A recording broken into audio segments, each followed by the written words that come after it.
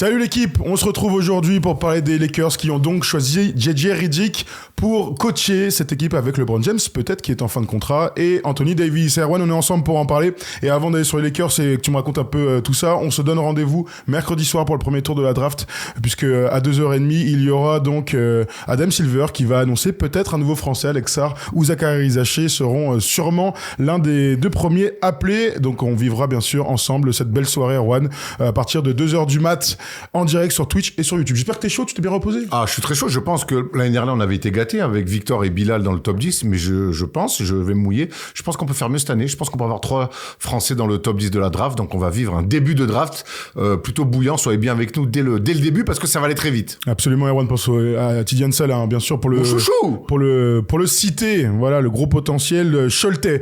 Je le disais donc, on va faire cette petite vidéo autour des coachs parce qu'il y a 2 annonces qui sont tombées. La première, c'était la semaine dernière. JJ Redick est donc aux Lakers et Kenny Atkinson, on en parlera juste après, atterrit donc aux Cavs, lui qui fait partie du coaching staff de l'équipe de France. Mais donc, Erwan, ils ont choisi JJ Redick. Incroyable nouvelle, honnêtement, puisqu'on le rappelle, JJ Redick n'a aucune expérience dans ce rôle de coach. C'est comme on dit dans La Vérité si je mens, faut tout le temps donner sa chance au produit. Donc on va éviter fin juin comme ça de le condamner. Il n'empêche qu'évidemment que ça soulève plein de questions.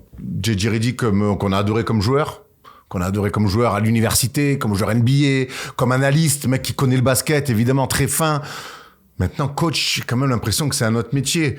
En tout cas, que c'est un métier à part. Et je suis surpris. Alors, leur premier choix, c'était dirigé vers Coach Hurley, donc le coach de Connecticut, où là, pour le coup, c'était un vrai coach. Il a pas voulu. Le second choix, c'est aller vers JJ Redick. J'ai du mal à comprendre comment, dans une liste, on peut aller chercher un coach universitaire traditionnel. Ah, il veut pas. Et ben derrière, en fait, tu te retrouves un podcasteur. Tu te retrouves avec un podcasteur. Tu vois, Ils t'ont pas proposé? Si, mais j'ai dit non. Moi, tu sais qu'ils ils ont pas pu s'aligner sur l'oseille que je ramasse ici. Donc voilà. Maintenant, après, ça soulève aussi des questions sportives, des projets. Quel est le projet? Moi, on peut pas m'empêcher de dire, et les fans de LeBron seront peut-être contents parce qu'on lui. Mais où va cette équipe? C'est quoi le projet? Moi, quand tu choisis un coach qui est clairement ami, et il s'en cache pas, avec le meilleur joueur de l'équipe qui est LeBron James. Déjà, coacher LeBron James, c'est pas simple. Mais si en plus c'est ton pote, qu'est-ce que voilà, où vont-ils? On aura des réponses à partir du mois d'octobre, ou même avec aussi le coaching staff de JJ Redick, mais j'arrive pas à m'emballer. Je veux donner sa chance au produit comme il faut toujours le faire. Maintenant, je m'interroge quand même sur les volontés sportives de cette franchise. Question à 20 000, qui est le plus vieux entre JJ Redick et LeBron James? Ils sont de la même année. C'est l'indice que je peux te donner. Oui, c'est pour ça que c'est marrant. Qui est le plus vieux entre eux? C'est JJ Redick, parce que LeBron, il est de fin d'année. Tout à fait. Bravo, Erwan. Donc, ils ont 4 mois d'écart. Ouais, bravo. Bon, ça va, t'as la date de naissance de LeBron. Merde, quand même. 30 ans de métier. Merde. Quelques infos sur ce qu'il s'est passé, du coup, et pourquoi JJ Redick a récupéré le job. Peut-être que vous le savez pas, mais sachez qu'il a passé des entretiens pour devenir coach déjà l'année dernière. C'était avec les Charlotte Hornets. Non, avec les Toronto Raptors, pardon. Et il a aussi passé des entretiens cette saison, quand ils ont changé de coach, pour devenir celui des Charlotte Hornets. Donc c'est une volonté de JJ Redick depuis quelques temps. On se souvient de l'année dernière, lorsqu'il avait fait cet entretien avec les Raptors, on avait déjà été surpris, puisque on aime bien dire que c'est pas un métier qu'on apprend. En France, on doit qu'on apprend, enfin quand je dis qu'on invente plutôt, merci. En France, on doit passer des diplômes, on doit manger son pain noir, être dans les coaching staff. J'ai toujours l'exemple de Zinedine Zidane qui a fait vraiment tous les gestes longs pour devenir à un moment donné coach. En NBA, c'est pas la même chose. On peut choisir absolument qui on veut. Et donc, tu peux être caissier au 7-Eleven, et si on te dit tu vas être coach, tu dis oui, t'es coach, hein. Delonte West, par exemple. C'est la magie de... Ouais. Si Delonte West, il était caissier au 7-Eleven, ça irait mieux, Bichette. C'est clair. Quelle tristesse. Mais sachez que JJ Redick, en tout cas, a tué l'entretien avec les Lakers. T'as parlé de Dan Hurley, il lui avait proposé 70 millions sur 6 ans. Là, JJ Redick, il a été exceptionnel dans l'approche qu'il a du basket et dans la philosophie qu'il va vouloir installer. Parce que la grosse info... Qu'il fasse des conférences, alors. Je sais pas, en tout cas, lui, il veut être coach, il se présente à l'entretien, et vous savez tous qu'il y a des gens qui sont très très bons en entretien, il y a d'autres qui sont très mauvais et qui ensuite vont être bons dans le taf, tout est possible. JJ Redick, il y a quand même des trucs qui sont ressortis, apparemment ils ont été conquis, donc la famille Meadows, Rob Pelinka, il y a eu beaucoup d'entretiens, d'entrevues, etc. entre les deux, et lui, il a une vision sur ce que l'équipe pourrait être avec lui comme coach, qui leur fait dire que ce serait pourquoi pas le nouveau Pat Riley. C'était ça la grosse truc, l'ADN Pat Riley. Ouais, mais moi j'entends l'affiliation. J'ai l'exemple, il est fantastique. Pat Riley, il sort, c'est un peu la même chose. Pat Riley, il finit sa carrière, il commande des matchs. Alors qu'il a pas vraiment envie de traîner les pieds, ouais. Voilà, bon, il est dans son blues post-carrière, voilà. Mais il commande des matchs, il est aussi consultant, et ensuite il passe assistant, et après ensuite il devient coach principal. Moi, c'est la case, il manque une case pour moi dans le, évidemment, rien contre JJ Redick qui veut devenir coach. Au contraire, moi j'aime bien les anciens joueurs qui veulent devenir coach. Mais j'ai l'impression qu'il manque une case. Celle de l'apprentissage, en fait. Celle de l'apprentissage, d'être assistant, là, d'arriver. Et en plus, encore, allez, pourquoi pas? Il a des idées, il est en avance, il a un charisme, parce qu'il a un vrai charisme, ce garçon.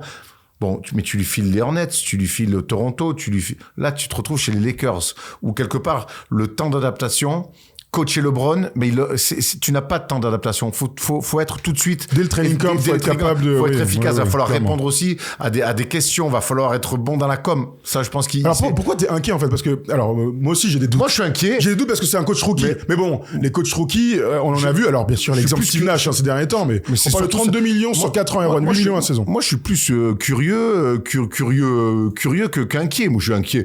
Moi, de toute façon, LeBron, j'ai l'impression que gagner un titre, ce n'est plus sa volonté première. Donc à partir de là, peut-être que je me trompe.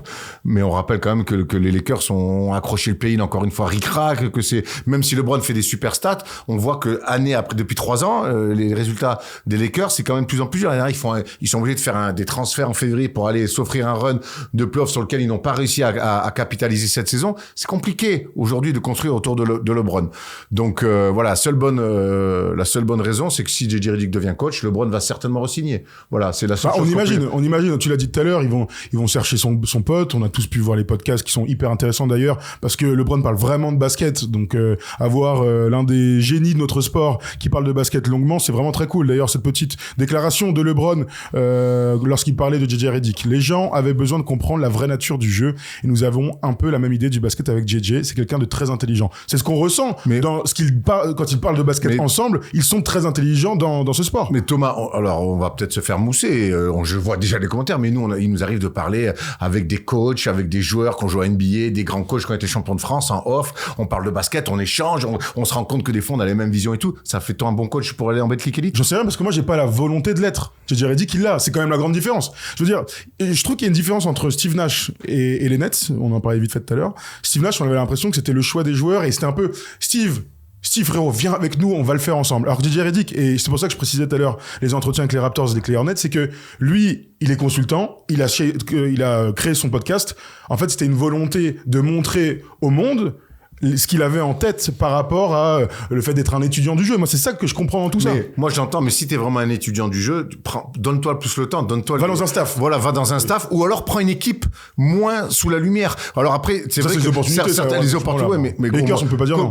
Ouais, tu peux pas dire non, mais tu peux aussi te griller. Ouais, tu peux aussi te griller. Steve Nash, on entend même plus son blaze alors je sais pas, moi. Est-ce qu'il a envie? Tu vois, on avait la même chose. Peut-être qu'il a pas envie. Jeff Van Gundy, ça fait 30 ans qu'il a pas coaché le mec. Il revient d'ailleurs il va faire assistant avec, il faut bien bosser, avec Ty Lue. Faut bien bosser. Mais, ouais, je me fais pas de soucis pour lui quand même. C'est vrai. Mais non, mais je suis à la fois excité parce que j'ai envie de voir. Et si ça réussit, l'histoire sera fantastique. Maintenant, commencer à lâcher des grands exemples à la Pat Riley, il y avait quand même beaucoup moins de bling bling autour de Pat Riley qui était un joueur assez random. Surtout notre époque. Voilà, surtout notre époque aussi, mais je sais pas. Écoute, peut-être que ça marchera, mais en tout cas, se lancer tout de suite dans le grand bain comme ça, le copinage de LeBron avec tout ce qu'on connaît de la carrière de LeBron, c'est pas non plus quelque chose qui va dans son sens, qui va en tout cas lui donner des points d'avance.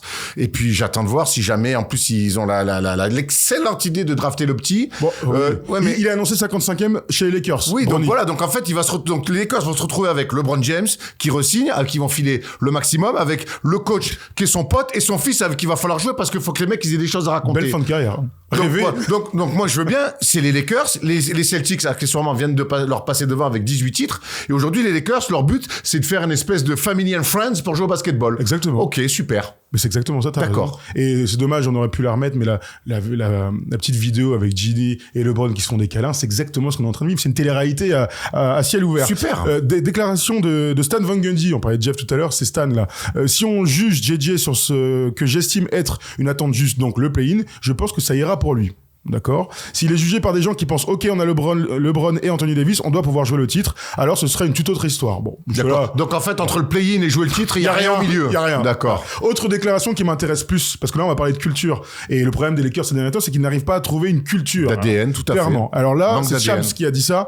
Les Lakers espèrent qu'ils tiennent leur version d'Eric Spoelstra à Miami ou de Steve Kerr à Golden State, celle d'un entraîneur qui peut installer une nouvelle culture pour les 10 prochaines années. C'est une déclaration intéressante, Erwan. Tout à fait intéressante, mais encore une fois, je ne suis pas d'accord avec cette comparaison. Eric Spoelstra, c'est un mec de l'ombre, fondamentalement, qui est né dans l'ombre. Les vidéos, on les a vues, toutes ces photos à l'époque, né dans l'ombre de Pat Riley. Pat Riley l'a façonné, petit à petit, lui a fait monter les échelons, et après, bien sûr qu'il a pris la lumière à un moment donné, mais voilà, Pat Riley est arrivé quand il était coach, prêt, et pourtant c'était pas simple, on lui a filé les 13 amigos, mais il était prêt. Là, j'ai l'impression que ça arrive, encore une fois, il manque beaucoup d'étapes pour comparer Eric Spoelstra. Les seules vidéos qu'il s'envoie, c'est avec du popcorn, ils choisissent s'il regarde sur Netflix, JJ Redick. Donc, pour moi, il manque beaucoup trop d'étapes. Que ce soit pour le comparer à Riley, que ce soit pour le comparer à Spoelstra. Alors là, il y avait l'autre, c'était Steve Kerr. Pour le coup, Steve Kerr était dans les bureaux et il était coach ensuite. Alors, fais-moi le parallèle aussi. C'est intéressant.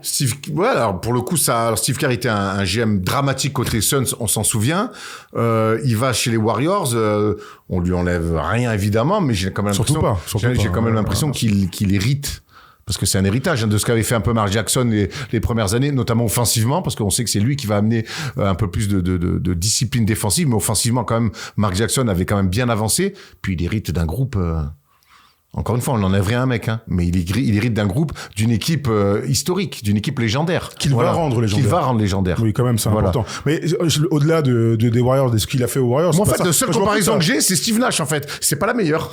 Non, c'est clair, mais c'est pour ça que c'est intéressant de parler de ça. Steve Kerr, quand il est viré des Suns, on a l'impression qu'il y a eu une bascule de 6 mois, mais en fait, il y a des années entre la fin des Suns et ensuite, lui aussi a passé des entretiens. On a parlé des Knicks, il avait refusé les Knicks. Donc lui aussi, il avait cette volonté de passer sur le banc. Donc j'essaie de trouver des exemples qui me font dire que ça peut marcher. Tu vois, parce que une fois que j'ai dit que j'avais les doutes du fait que ce soit un rookie, un puissant à ce niveau, que ce soit le pote de LeBron, comme tu viens de très bien dire, bon, bah, je me dis, bon, ils l'ont peut-être choisi pour de très bonnes raisons. Moi, c'est les doutes que j'ai. Maintenant, on n'est pas obligé d'avoir des exemples qui ont marché pour dire que ça va marcher. Moi, je crois qu'il peut aussi amener par le charisme qu'il a unique, par le personnage qu'il est unique, par le vécu qu'il a, qui est le sien, amener quelque chose de nouveau, offrir peut-être une fin de carrière à LeBron dont on n'imagine pas. Moi, encore une fois, je veux donner sa chance au produit. Le problème, c'est que si ça ne marche pas, là, pour le coup, ils sont déjà là-haut, il y a des sauts de merde, et il y aura plus qu'à tirer sur la ficelle, et tout va tomber. Et faudra pas qu'ils se plaignent, parce que justement, on va dire, ah ouais, mais le copinage, ça vous amène là. Et encore, je te dis,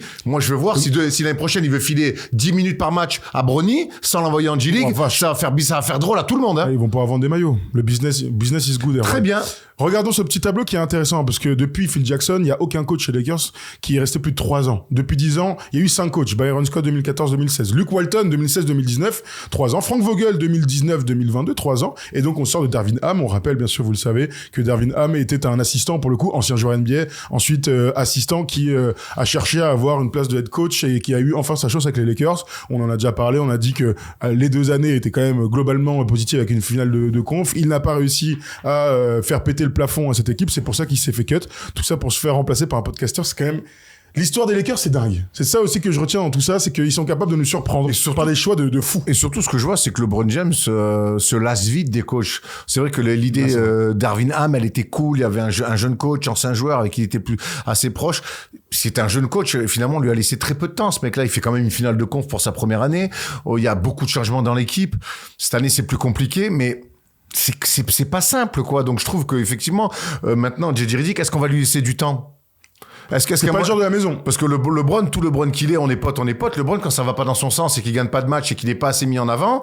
Et sachant qu'il a annoncé déjà, c'était 2 ans encore. Parce qu'il gagne pas, mais en fait, il est capable de te faire comprendre qu'à un moment donné, c'est plus toi qui va coacher, c'est moi. Et c'est ce qui s'est passé avec Darvin Ham à la fin. Alors que quand il a accueilli, il a dit, non, mais moi, je vais laisser coacher, il a des idées. Moi, ce truc il a des idées, il a une vision du basket parfaite et tout. Certes. Mais faut encore que tu puisses la mettre en place. C'est pour ça que je te parle des théories, de discuter dans des canapes sur le basket, de ce qu'on voit, nanana, et puis il y a les mettre en place, que le message passe. C'est ça le métier de coach. Et il faut que les mecs te suivent. Et dans ces mecs-là, il y a LeBron James. Et potentiellement, son fils aussi qui arrive. Qui est clairement assistant coach. Assistant GM, assistant coach, joueur. C'est jamais bon. Vache. C'est jamais bon. Vache. J'ai trouvé une liste des mecs qu'ils ont interviewés là, parce que c'est intéressant quand même. On a parlé d'Anne Hurley, donc double champion avec UConn. James Borrego était l'un des grands favoris. Moi, je pensais que ça allait être lui. Bah ouais, moi parce aussi. que j'aurais pu le détruire parce que pas de charisme, malléable. Voilà, il aurait fait ce qu'on lui dit. Très bien, il aurait été content d'être coach des Lakers. Je pensais que ça allait être lui, moi. Moi aussi. Il y avait pas que. Alors, il y en a d'autres, pas que lui. Il y en a d'autres qui ont été. Alors là, pour le coup, c'était des virtual meetings, mais il y avait quand même des noms qu'on connaît. Sam Cassell, qu'on a vu avec les Celtics. Qui, pour le coup, lui, il mange son pain noir d'assistant. Ah, ça c'est clair. La vache, t'as raison.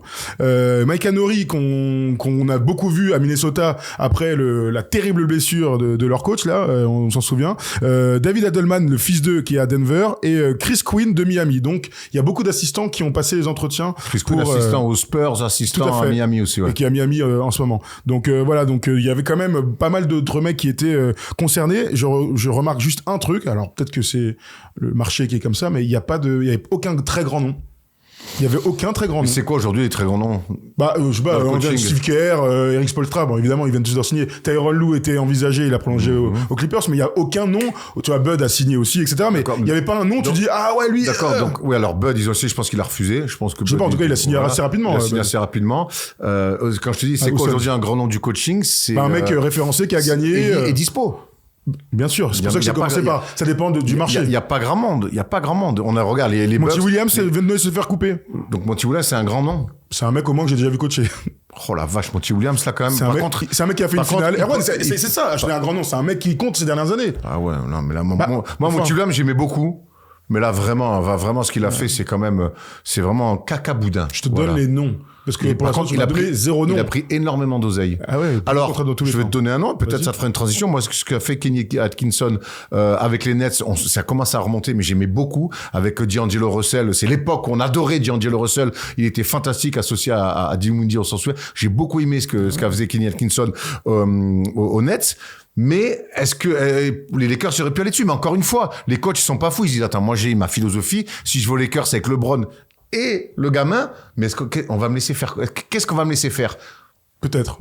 En tout cas, quand on a fait la vidéo il y a un mois, quand Darvin Ham a été coupé, moi j'avais dit que c'était mon premier choix, Kenny Atkinson. Donc clairement, mais très bien, la transition est parfaite. Avant ça, on peut quand même vous dire que il y a la Free Agency qui va arriver. On fera un live le 1er juillet pour débriefer les premiers jours. On pourra savoir ce que fait LeBron, parce qu'officiellement LeBron, il a une player option l'année prochaine. On est sûr qu'il va en sortir. Il voulait tester la Free Agency. C'était sûrement le moyen de mettre la pression. Et les Lakers veulent tout faire pour le garder. Donc c'est aussi dans ce sens-là que va cette décision. Quand Anthony Davis sera là la saison prochaine, il a prolongé avec un énorme contrat ces derniers mois, et on verra ce qui se passera. On est encore tellement tôt pour imaginer ce que sera l'équipe. D'Angelo Russell devrait partir lui aussi, il a une player option l'année prochaine. Voilà pour les Lakers. On referme ce petit chapitre. Vous nous dites dans les commentaires ce que vous pensez de cette décision d'avoir récupéré JJ Redick. Tu viens d'en parler, Erwan. Kenny Atkinson, on l'a appris aujourd'hui, sera le nouveau coach des Cavs. Eh oui. Donc c'était une grosse info, puisque JJ Biggerstaff s'est fait cut, tout le monde lui tire dessus depuis des années, etc. Il était temps. Il était temps de passer sur un nouveau cycle. Ils vont chercher un coach dont tu viens de parler, qui est assez jeune, qui est dans le staff de l'équipe de France, qui est archi référencé en tant que coach principal avec les Nets, puis en tant qu'assistant. C'est l'un des meilleurs coachs assistants de ces dernières années. Il voulait absolument rester pour cause familiale en Californie, alors qu'il avait eu beaucoup d'offres, notamment celle des Hawks. Champion donc en 2022 avec les Warriors dans le staff. Qu'est-ce que tu penses de cette arrivée, Erwan, là-bas? Moi, je suis content de le revoir coacher, parce que son aventure avec les Nets, elle s'est arrêtée très brutalement sur un lobby de joueurs stars qui avaient voulu imposer un coach qui était Steve Nash. Et j'avais trouvé ça très injuste. Il avait vraiment remis les Nets un petit peu sur la carte de la conférence Est à minima, avec un jeu plutôt cool, cohérent. Pour moi, D'Angelo Russell n'a jamais été aussi bon que quand il était sous les ordres de Kenny Atkinson, par exemple. Donc là, avec l'effectif qu'il va y avoir, j'espère qu'il va y avoir aussi des mouvements d'effectifs. Je l'ai déjà dit, moi, je ne veux plus que Jarrett Allen et et que Evan Mobley jouent ensemble. Donc j'espère qu'ils vont pouvoir faire un trade, rééquilibrer un petit peu cette équipe-là, la faire jouer de manière un petit peu plus rapide, courir un peu plus, parce que c'est aussi le style Kenny Atkinson. Moi, je suis ravi de revoir Kenny Atkinson coacher. C'est un mec qui a des idées, et en plus, je pense que son passage d'assistant dans ces différentes franchises, il va va revenir avec des idées encore plus fraîches. En tout cas, il y a un peu de hype parce que c'est un bête de projet, les Cavs, il y a tout pour. La rumeur aussi aujourd'hui, je la couple avec tout ça, c'est que les Cavs devraient offrir 209 millions de dollars sur 4 ans à Donovan Mitchell. C'est la grande inconnue. Soit Donovan Mitchell prolonge là pendant l'intersaison, soit ils seront obligés de le dégager, de le transférer plutôt, puisqu'il lui reste 1 an de contrat. Mais prendre Kenny Atkinson pour essayer de garder aussi Donovan Mitchell, c'est pas bête. Tout à fait. À voir. On a vu Siakam prolonger à Indiana, donc pourquoi pas Donovan Mitchell rester dans l'Ohio. Et t'as raison, c'est un très bon exemple de voir des franchises dans lesquelles on n'a pas forcément l'habitude de voir des superstars s'installer et re-signer. Ben là, peut-être certains diront que Siakam c'est pas une superstar. Je peux à la rigueur l'entendre. C'est un All-Star en tout cas. Donovan Mitchell fait quasiment partie de ce crew-là. Oui, clairement. Donc en tout cas, prendre un bon coach qui a des idées, je pense que c'est aussi un bon argument. De toute façon, il faut bien que tu mettes des arguments sur la table et prendre un coach comme Kenny Atkinson, c'en est un. Absolument. L'année dernière, on regarde ça ensemble.